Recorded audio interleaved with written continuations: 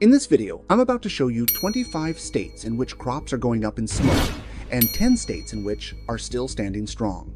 Starting off with number 25, Kansas. Once the backbone of America's wheat supply, Kansas produced nearly 18% of all U.S. wheat exports just a few years ago. But today, the same Golden Plains are turning black. According to the Kansas Department of Agriculture's 2025 Crop Progress Summary, farmers have abandoned or destroyed over 10% of wheat acreage, the highest rate in more than a decade. Wheat now sells for about $5.10 per bushel, while the average cost to grow and harvest it is closer to $6.30. Every acre harvested means a financial loss. Many have turned to insurance instead.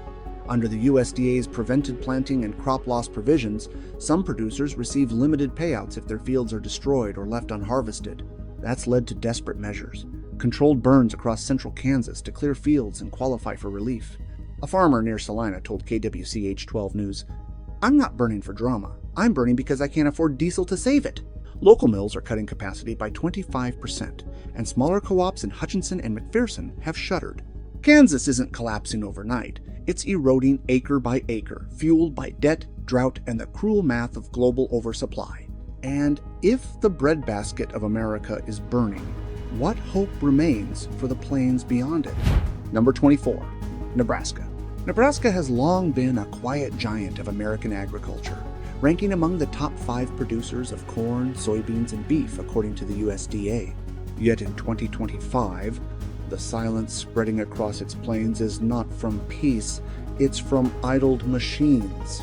The University of Nebraska-Lincoln's Agricultural Economics Outlook reported that average corn prices fell below $4.20 per bushel this spring, while many producers' break-even costs sit near $5. Diesel, fertilizer, and interest expenses have all risen sharply since 2020, leaving thousands of growers unable to profit from harvest. Rather than risk deeper debt, some farms have reduced acreage or left fields unharvested, not as protest, but as survival. The Federal Reserve Bank of Kansas City noted that farm loan repayment rates in the region declined through early 2025, the weakest in nearly 5 years. A corn farmer near Grand Island told the Omaha World Herald, "We're not quitting, we're waiting. Harvesting at a loss just digs a deeper hole." Grain elevators in Kearney and Columbus have reported lower throughput, and co-ops are extending storage contracts to manage oversupply. Nebraska isn't burning, it's stalling. Every empty field reflects a hard truth. When markets fail to pay for what's grown, even the most reliable farmland becomes a waiting room for recovery. Number 23, Oklahoma. If Kansas is the nation's breadbasket, then Oklahoma has always been its stubborn neighbor, the one that refuses to quit no matter how bad the skies get. But even the toughest ground has limits. As of 2025, 6 out of 10 acres of Oklahoma farmland are now under some level of drought, according to the U.S. Drought Monitor, and every dry day deepens the cracks in both soil and spirit. Winter wheat, the state's pride crop, is withering. Oklahoma State University's extension economists estimate production costs have risen over 20% since 2022, while market prices hover below break-even. The result? Empty silos, half-harvested fields, and ranchers forced to auction off cattle just to afford hay that's now twice as expensive as it was a year ago. In Woodward County, one grower told local reporters he's cut his acreage by half. "It's not that I don't want to plant, it's that I can't afford to fail twice." And that's the story spreading across the plains. Quiet resignation. No grand collapse. No flames lighting the night sky. Just families watching the wind erase what used to be their livelihood. One gust of dust at a time. Number 22, Texas. In Texas, the land doesn't whisper, it roars. But lately, that roar sounds like a plea for mercy. The Texas Water Development Board warns that over 70% of the state's farmland is facing some form of drought stress in 2025. Across West Texas and the Rio Grande Valley, fields that once overflowed with cotton, corn, and citrus now sit brittle and gray. Rain comes late, costs come early. Diesel prices are still high, and irrigation bills have nearly doubled in the past 2 years. The Texas A&M AgriLife Extension reports that farmers in several regions are cutting irrigation entirely, letting crops die rather than chase losses they can't recover. Ranchers are selling off cattle by the thousands. Some auctions have seen the highest numbers since the 2011 drought. One rancher near Amarillo said it best: "You can't feed a herd on dust." The ripple doesn't stop at the gate. Meat processing plants in the Panhandle have cut shifts, and hay suppliers are going bankrupt as trucking costs crush profit. Texas isn't just fighting drought, it's fighting time. Every scorched acre feels like a warning that even the toughest soil in America can only take so much before it starts to burn back. Number 21. California. California used to be the envy of the world. Almonds, grapes, oranges, and avocados feeding millions and filling billions in exports. But in 2025, the Golden State's farmlands are dimming. The California Department of Water Resources reports that Central Valley reservoirs remain at half capacity, and the cost of irrigation water has climbed by more than 40% since 2023. For thousands of growers, that math doesn't work anymore. According to UC Davis's Ag Sustainability Institute, more than 250,000 acres of orchards and vineyards have been removed or abandoned since last year. Many of those trees weren't diseased. They were too expensive to keep alive. One farmer in Kern County told a local station, "You either water the crop or pay the mortgage. This year, you can't do both." As the orchards vanish, so do the jobs that kept rural California afloat. Fruit packers in Fresno are being laid off, irrigation suppliers are closing, and trucking companies are scaling back deliveries because there's less to haul. California's crisis doesn't come with fire. It comes with silence. Rows of uprooted trees, cracked soil, and once bustling farms now still as graveyards. The state that grew the nation's bounty is watching it wither, not for lack of will, but for lack of water. Number 20. Iowa. In Iowa, it's not the weather killing the land, it's the math. Corn and soybeans, once the state's pride, are now symbols of imbalance. The USDA's 2025 grain outlook shows record-high inventories paired with the lowest cash prices since 2017. Corn sits around $4.25 per bushel, but the cost to grow it, seed, fertilizer, fuel, insurance, often crosses $5.50. Every harvest feels like a loss dressed as work. Across northern Iowa, co-ops are offering storage discounts just to clear space for unsold grain. Ethanol plants in Mason City and Fort Dodge have slowed production, unable to justify full runs when margins are razor thin. Even equipment dealers report a 30% drop in sales as farmers hang on to aging combines instead of buying new ones. A grower outside Ames put it plainly: "You don't go broke in one bad season here. You go broke slowly, every year you plant." There are no fires in Iowa, no smoke on the horizon, just silence, the kind that follows when engines stop running and fields go uncut. The richest soil in America is still here, but it's feeding fewer families, fewer futures, and fewer reasons to keep believing in next season. Number 19. Illinois. In central Illinois, the fields should be alive by April. Tractors carving the soil, dust clouds trailing down the highway. But this year, more fields are staying quiet. The Illinois Department of Agriculture reports that planted acreage dropped by nearly 10% statewide, with some counties down by double digits. Not because of storms or pests, but because farmers simply chose not to plant. When seed, fertilizer, and diesel cost more than the grain they produce, skipping the season becomes an act of self-preservation. The University of Illinois Farm Doc team estimates that 2025 corn break-evens hover near $5.60 per bushel, yet the market sits below $4 with 40. It's simple arithmetic, bad math that no hard work can fix. Farmers are idling land, restructuring debt, or renting their machinery to neighbors. In Sangamon County, one grower told the Pantagraph, "I'm not giving up the land. I'm giving it a rest because I can't afford another year of hope." Rural banks across the state confirm a rise in loan extensions and deferrals. There's no dramatic collapse here, no smoke or flames. Just a slow, deliberate withdrawal from a game that no longer rewards those who play it. Illinois isn't losing farms overnight. It's watching them quietly sit out the season. Number 18. Missouri. Missouri's story isn't loud. It's quiet, steady, and almost invisible. Once home to nearly 95,000 active farms, the state now reports its lowest number of working operations in over a decade, according to the Missouri Department of Agriculture's 2025 census update. Corn and soybean fields stretch for miles. but fewer and fewer are actually being harvested. Farmers here aren't giving speeches or lighting fires, they're simply walking away. Corn prices near $4.20 per bushel can't keep pace with fertilizer costs, up 30% since 2022, and soybeans are barely breaking even. The result? Empty barns, shuttered co-ops, and tractors parked indefinitely. In the Bootheel region, where the soil once made Missouri an agricultural powerhouse, entire families are calling it quits. One grower near Sikeston told KY3 News, "My dad made it through the 80 seconds farm crisis. I'm not sure I can make it through this one." The ripple effects reach every corner, feed stores cutting hours, small banks tightening credit, and rural schools losing enrollment as families move away. There's no headline for this kind of collapse. It's not explosive. It's slow, the kind that creeps through the countryside, until one day you realize the fields that built the state are growing nothing at all. Number 17, North Carolina. North Carolina's farmland has always been more than soil. It's tradition. Cotton, soybeans, and tobacco have shaped families for generations. But in 2025, that legacy is being tested like never before. According to the North Carolina Department of Agriculture, more than 14% of small and mid-sized growers have delayed or reduced planting this year. Not because of weather, but because the money simply isn't there. Budget reshuffling at the state level has frozen or reduced several agricultural support and sustainability programs, leaving small producers stranded. Grants that once helped family farms experiment with organic cotton or reduce pesticide dependence have disappeared, and with them, a lifeline.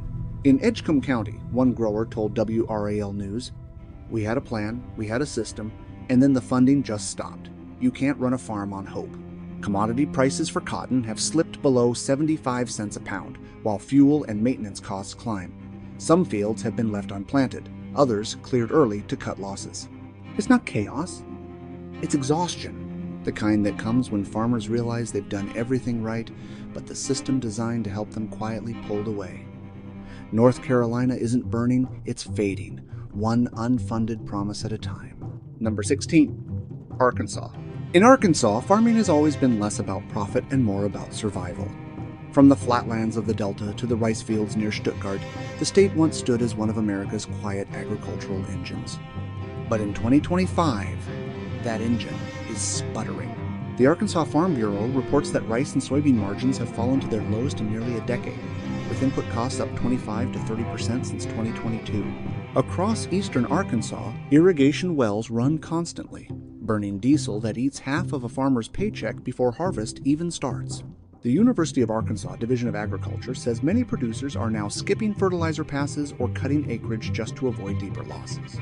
A grower in Phillips County told KATV Little Rock, "We're not farming for income anymore, we're farming to pay off debt."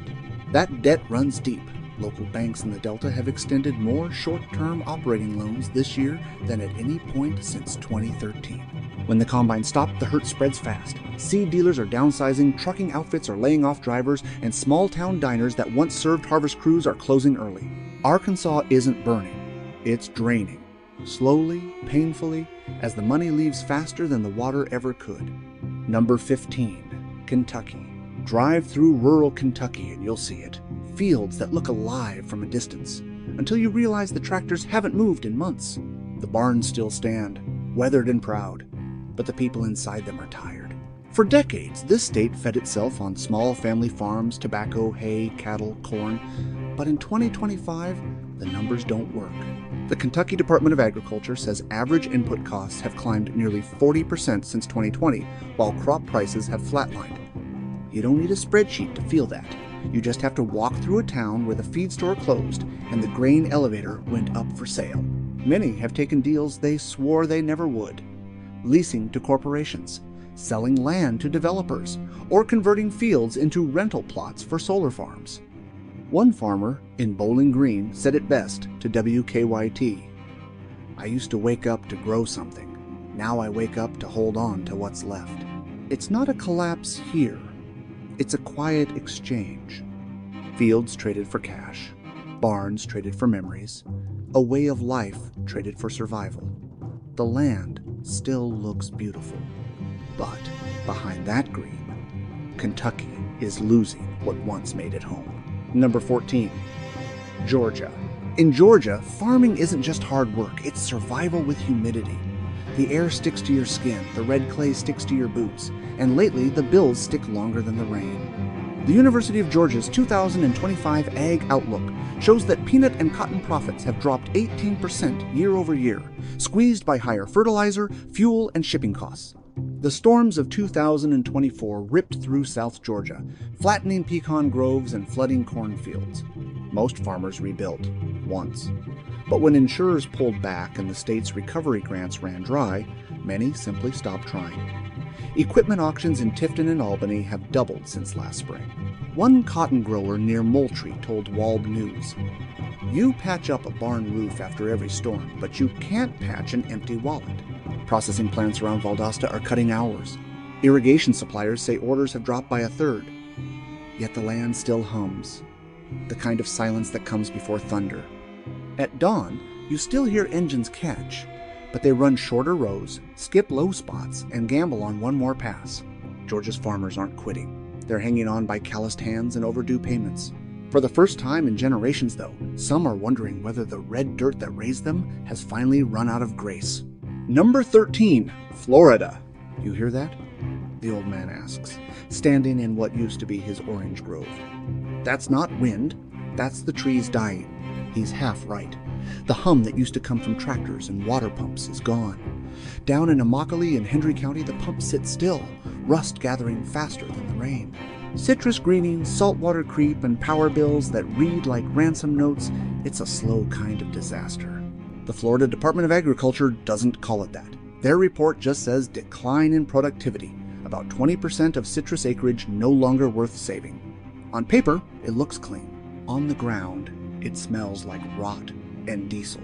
At a packing house near Fort Pierce, workers clock out early because the fruit arriving isn't fit to ship. The boss doesn't yell, he just shrugs, nothing left to pick. Down the highway, roadside stands that once sold fresh juice now sell honey and hot sauce instead, anything that still grows. This isn't fire or flood. It's quiet loss, the kind that doesn't make headlines because it takes too long to die. Rows of trees that once fed the country now stand as shadows of what was. And if you drive by at dusk, when the sun turns the groves gold, you'd almost believe they were still alive. Number 12, Colorado. The wind in eastern Colorado doesn't just blow, it scrapes. It cuts across the plains like sandpaper, lifting what's left of the topsoil into the sky. Out here between Yuma and Kit Carson County, farming isn't about growing, it's about outlasting. The Colorado Department of Agriculture says the state's crop yields are down over 15% from 2023, mostly from drought and groundwater depletion. Wells that once ran deep enough to feed corn and alfalfa are running dry. Some farmers now drill twice as deep for half as much. Diesel costs keep rising, and so does the price of water, a cruel equation no one can solve. One rancher outside Burlington told the Denver Post, "You start the season hoping for rain, but you end it hoping the bank calls later." He's not alone. Loan extensions are stacking up. Farm auctions, once rare, now fill weekends. The fields that still grow something. Sorghum, millet, dry beans, stretch thin and pale under the Sunday. In the distance, the Rockies look untouched, almost smug, while the plains below them wither. Colorado isn't collapsing, it's thinning out. Every gust of wind carries a little more soil, a little more history, and a little more proof that even the toughest land can forget how to hold on. Number 11, Montana. Out on the high plains, the horizon looks endless. But ask anyone in Custer or Valley County, and they'll tell you it's shrinking. Every year, there's less green, less sound, less reason to keep going. The Montana Department of Agriculture's 2025 crop survey shows harvested acreage down nearly 14% year over year, with winter wheat hit hardest.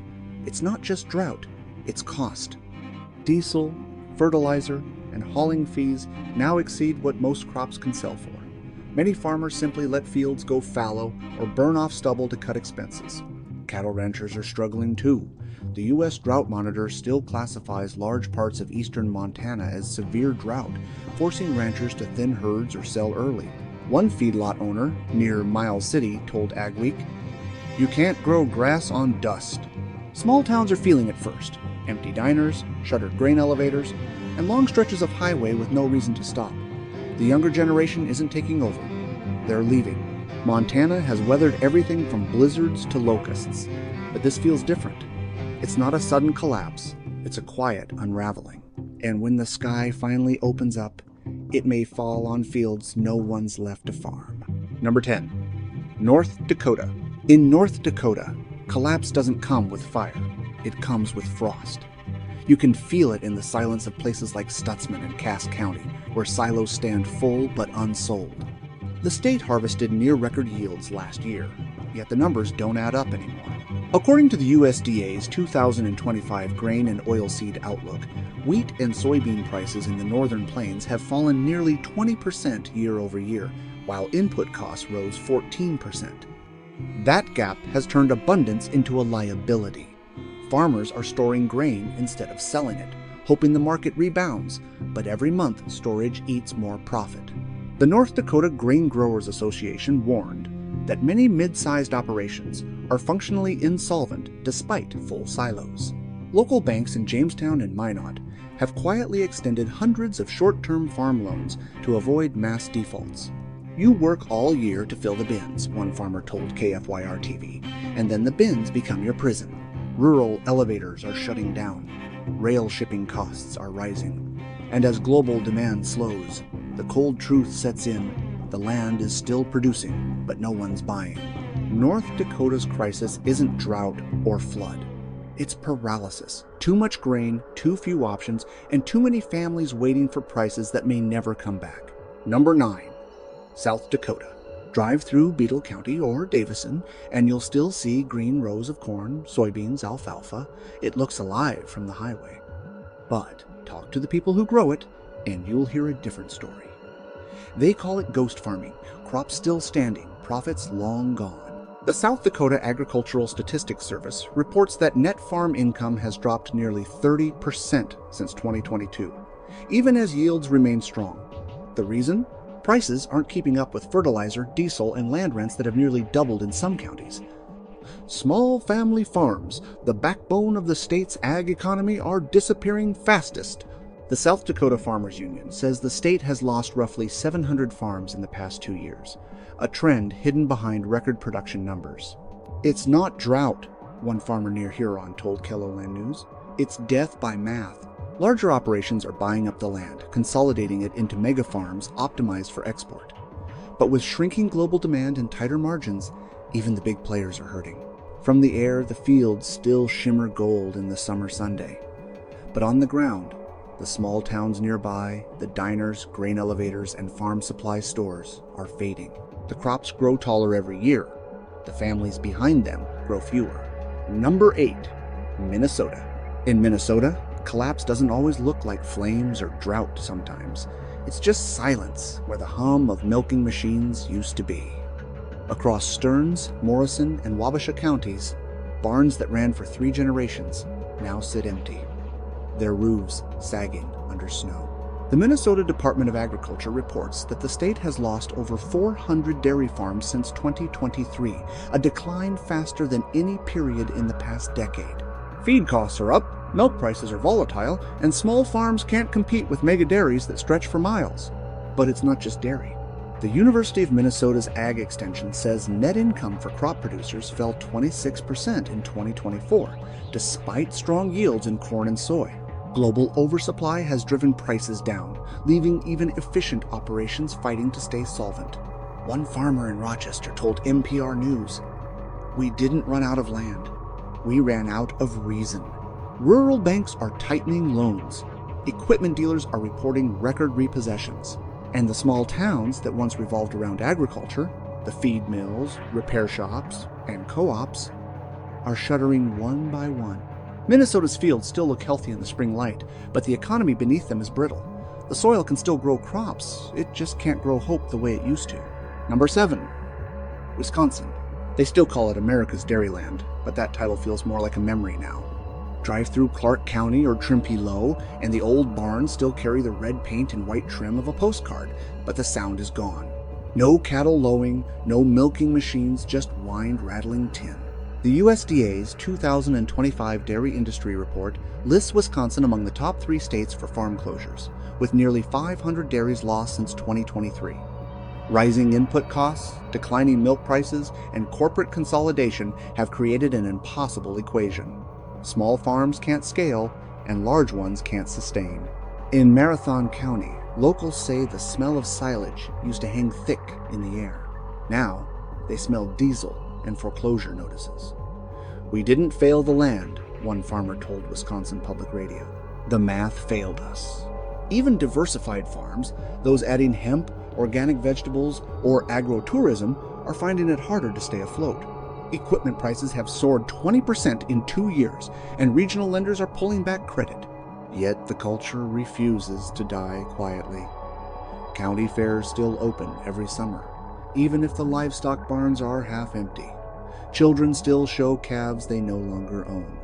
And somewhere between the old silos and the new subdivisions, Wisconsin's farm belt hangs on, proud but breaking. Number 6. Ohio. In western Ohio, the fields look the same from a distance. Green rows, silver silos, skies that stretch forever. But when you get closer, you see the signs. For sale, rezoned, future site of logistics hub. The farmland that once fed half the state is being sold acre by acre to developers and debt collectors. According to the Ohio Department of Agriculture, the state has lost over 100,000 acres of farmland since 2020, much of it in the fertile counties of Darkey, Mercer, and Union. Drought cycles and unstable corn prices haven't helped. When every harvest means breaking even or worse, land starts to look more valuable as dirt than as soil. Even established farms are struggling.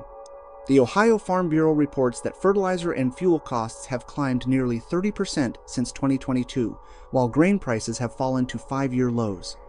"We're not farming anymore," a farmer near Springfield told the Columbus Dispatch. "We're liquidating tradition." Rural banks are quietly merging or closing branches. Equipment auctions are filling county fairgrounds once used for 4-H shows. And across central Ohio, the horizon glows at night, not from stars, but from warehouse lights where soybeans once grew. Ohio isn't burning or flooding, it's being swallowed. One concrete slab, one unpaid loan, one forgotten season at a time. Number 5.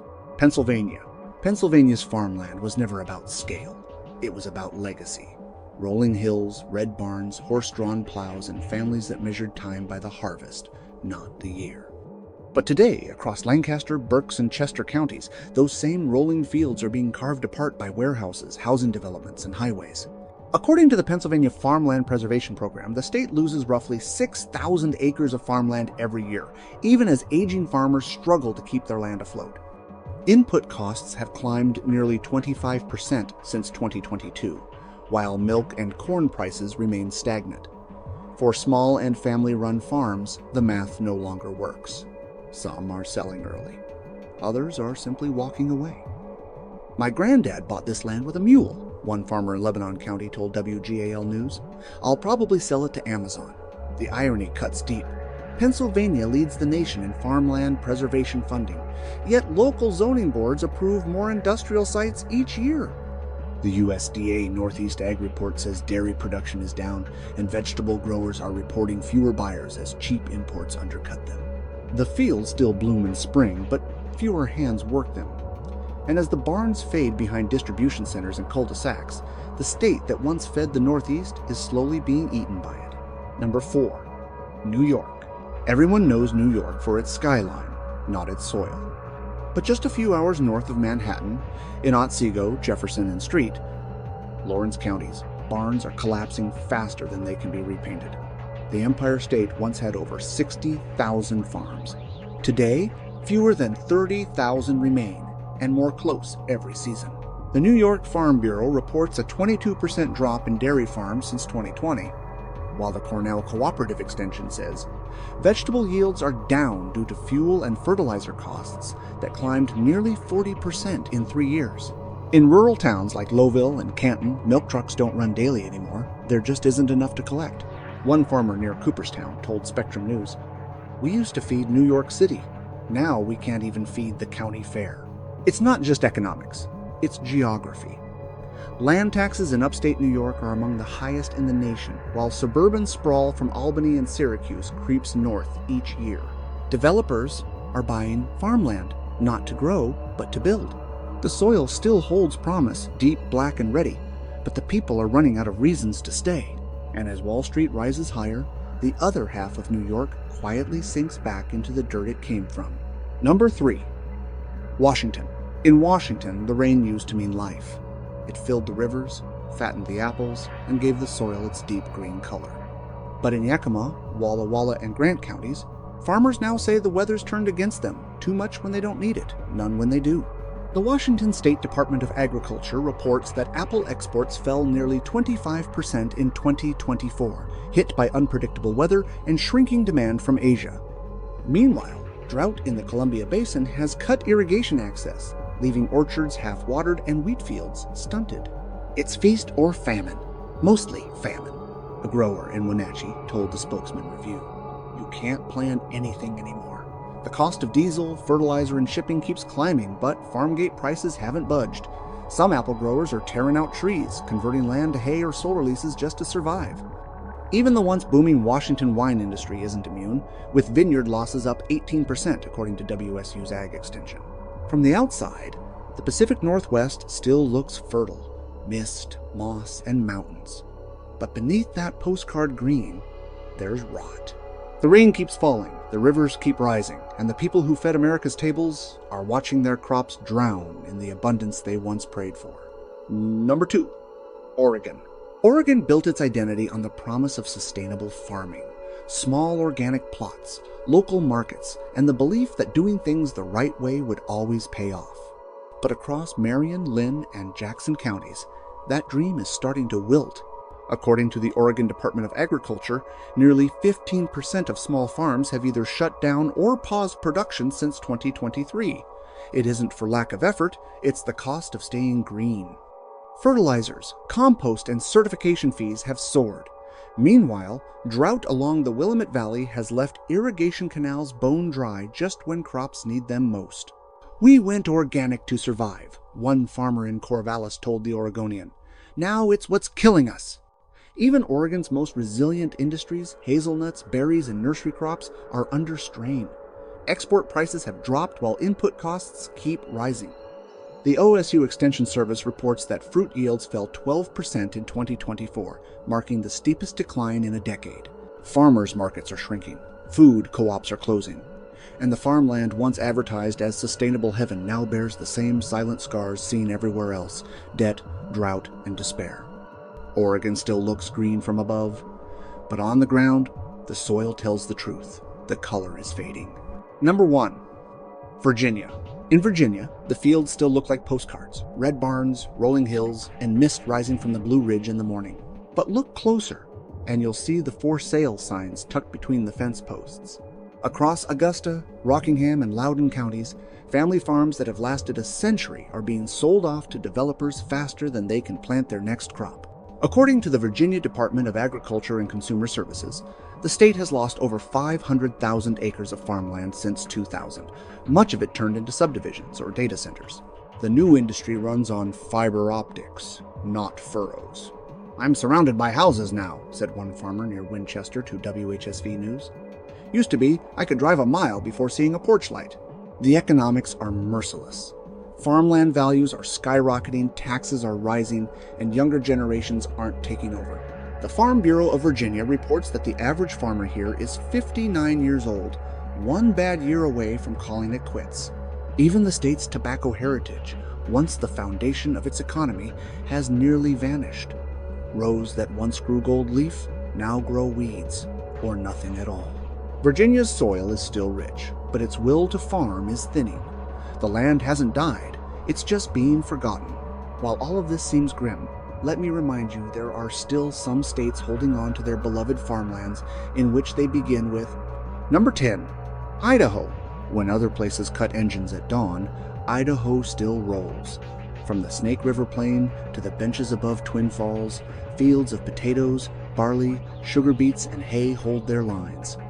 This isn't luck, it's discipline. Idaho growers built their playbook around water and timing. pivot systems tuned to soil moisture probes, staggered plantings, and storage tech that turns a harvest into a year-round business. Potatoes lead the headlines, but the backbone is broader. Malting barley that feeds breweries nationwide, sugar beets that keep refineries humming, alfalfa for a deep livestock sector, and one of the nation's top dairy footprints backing it all up. The mix matters. When one market wobbles, another steadies the wheel. Infrastructure helps. Gravity-fed canals, managed recharge of the eastern Snake River Plain aquifer, and a culture of maintenance. Ditches cleared, pumps serviced, bins monitored. Rail and trucking links to Pacific Northwest processors keep product moving even when margins get thin. Ask around near Jerome or Idaho Falls and you'll hear the same shrug. You respect the ground, and it usually pays you back. That attitude is the difference. Fewer abandoned acres, fewer idle weeks.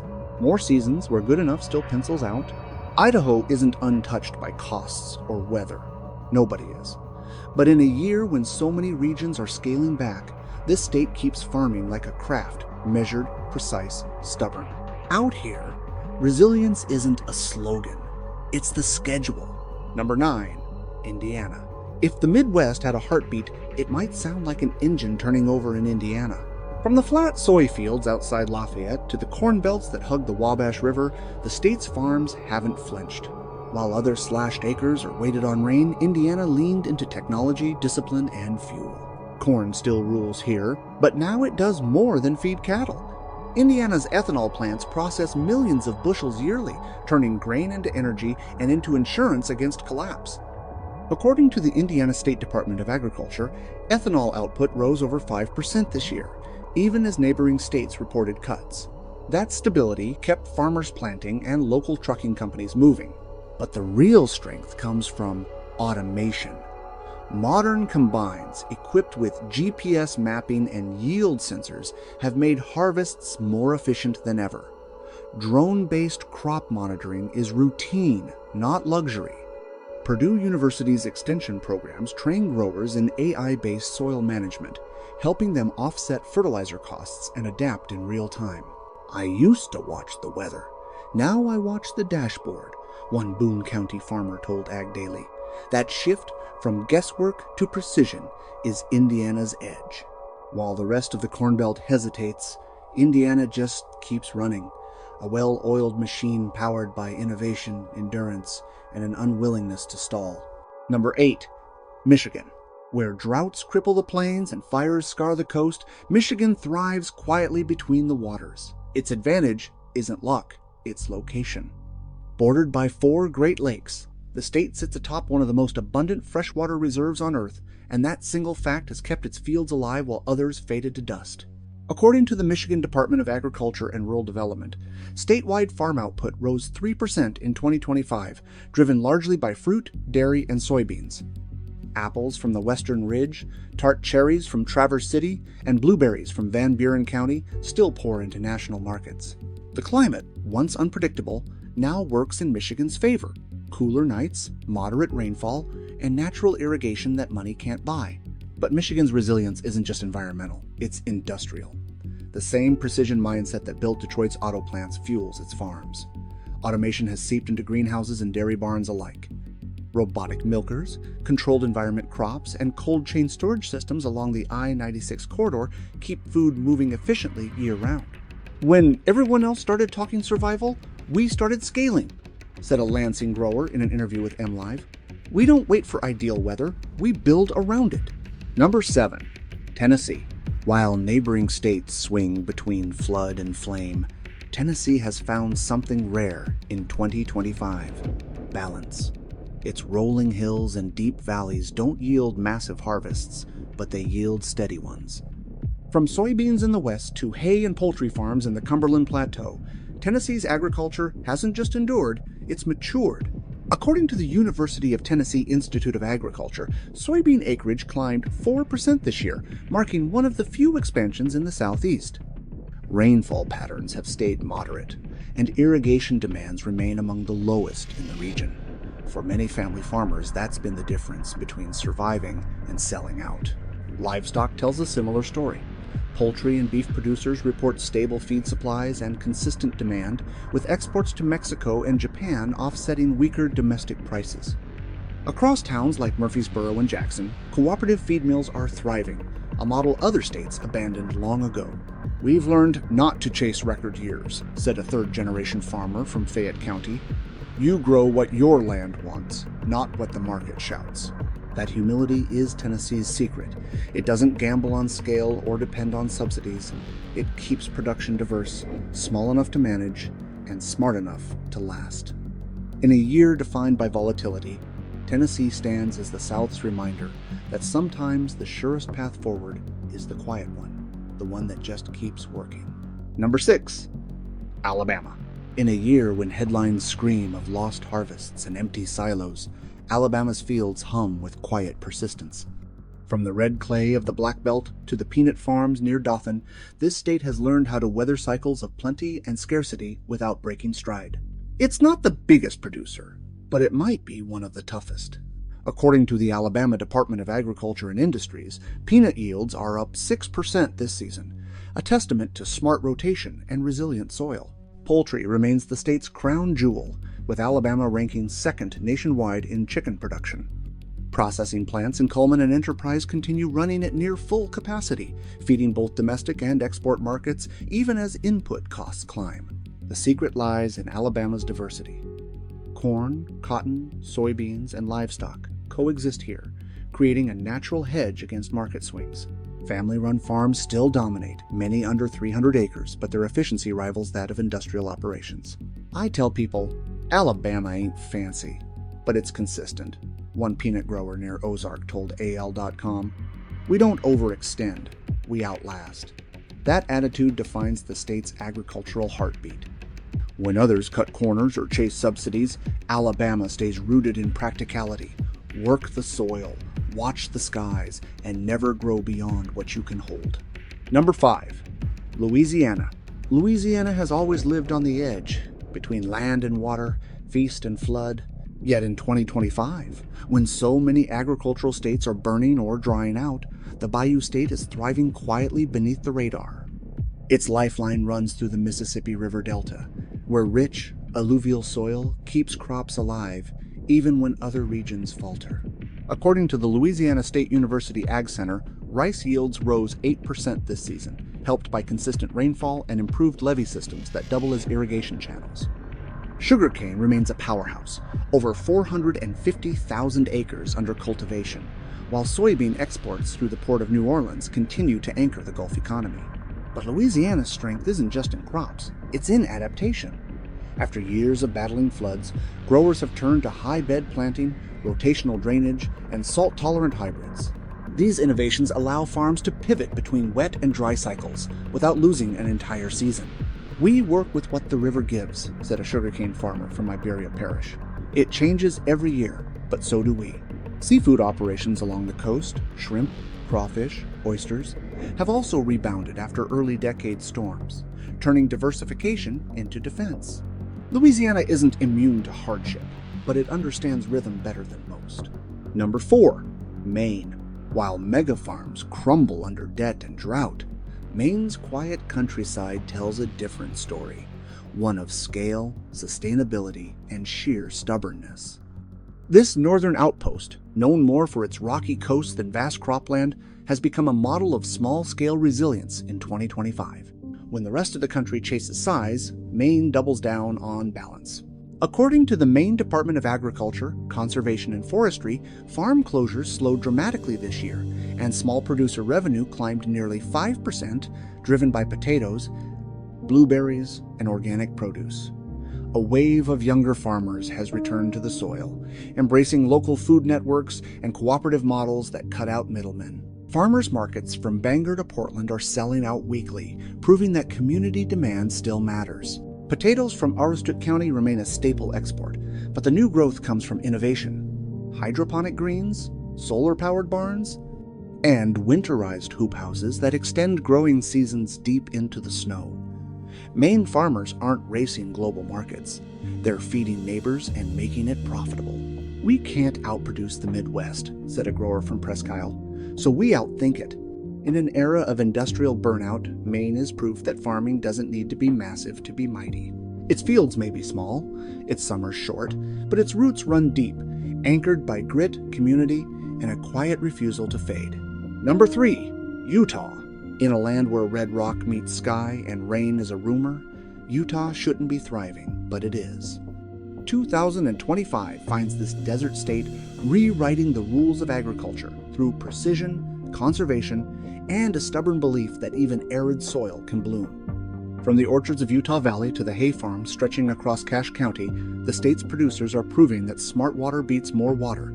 According to the Utah Department of Agriculture and Food, farms using sensor-based irrigation and drip systems have cut water use by up to 35%, while maintaining steady yields in alfalfa, fruit, and corn. Meanwhile, the rise of controlled environment agriculture, massive greenhouses outside Salt Lake and Ogden, has extended harvest windows by months, allowing year-round lettuce, herbs, and tomatoes to hit local shelves.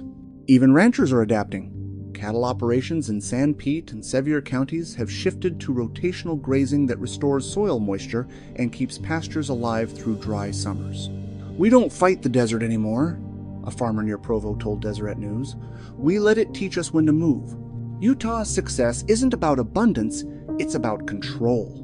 Where others flood fields, Utah calculates every drop, and that precision, not rainfall, has made it one of America's quiet agricultural survivors, a state that found life in limits.